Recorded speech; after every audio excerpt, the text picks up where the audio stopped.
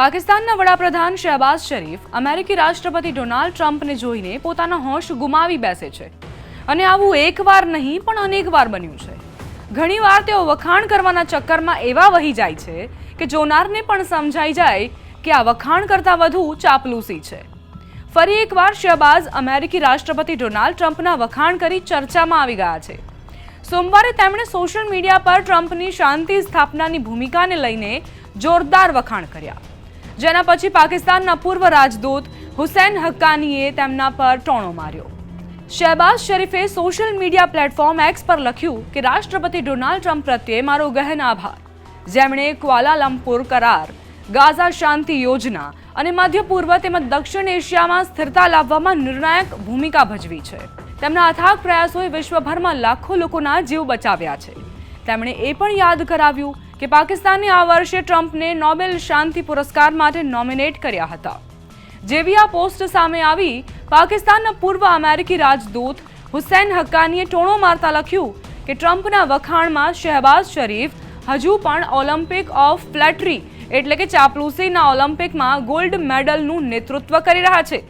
તેમનો આ કટાક્ષ એટલો સચોટ અને રસપ્રદ હતો કે કોંગ્રેસ સાંસદ શશી થરૂરે પણ તેમને પોતાના સત્તાવાર એક્સ એકાઉન્ટ પર શેર કર્યો અને શરીફ પર વ્યંગ કર્યો। ખરેખર આ પહેલીવાર નથી જ્યારે શહેબાઝ શરીફે અમેરિકી રાષ્ટ્રપતિ માટે આવા નિવેદન આપ્યા હોય। કેટલાક અઠવાડિયા પહેલા જ્યારે મિસ્રમાં ગાઝા શાંતિ પરિષદ યોજાઈ હતી, તેમાં પણ તેમણે ટ્રમ્પના વખાણોના પુલ બાંધી દીધા હતા। તેમણે એ પણ કહ્યું હતું કે ભારત અને પાકિસ્તાન વચ્ચે યુદ્ધ રોકવામાં અને યુદ્ધ વિરામ લાવવામાં મહત્વની ભૂમિકા ટ્રમ્પે નિભાવી છે।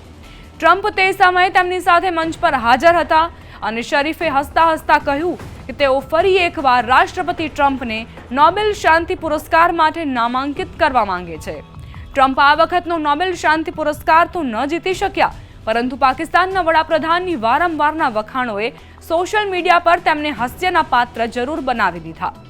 અનેક પાકિસ્તાની પત્રકારો અને વિપક્ષી નેતાઓએ પણ શરીફ પર વિશ્વ સમક્ષ કૂટનૈતિક શર્મિંદગીનું કારણ બનવાનો આરોપ લગાવ્યો છે, જ્યારે કેટલાકનું કહેવું છે કે તેઓ અમેરિકા સાથે નિકટતા વધારવાના ચક્કરમાં આવું કરી રહ્યા છે। પાકિસ્તાનના રાજકીય વિશ્લેષકો પણ કહે છે કે આર્થિક સંકટ અને આંતરરાષ્ટ્રીય દબાણો વચ્ચે પાકિસ્તાન સરકાર અમેરિકાનો સહયોગ કોઈ પણ હાલતમાં મેળવવા માંગે છે। આ જ કારણ છે કે તેઓ ટ્રમ્પના માર્ગમાં અનેકવાર વખાણોના ફૂલો વરસાવવા માંડે છે, ભલે તે કેટલું પણ વિચિત્ર લાગે। હુસૈન હક્કાનીના શબ્દોમાં જ કહીએ તો ચાપલૂસીના ઓલિમ્પિકમાં ગોલ્ડ મેડલ હાલ ઇસ્લામાબાદ પાસે જ છે અને તે ખરેખર સાચું જ છે।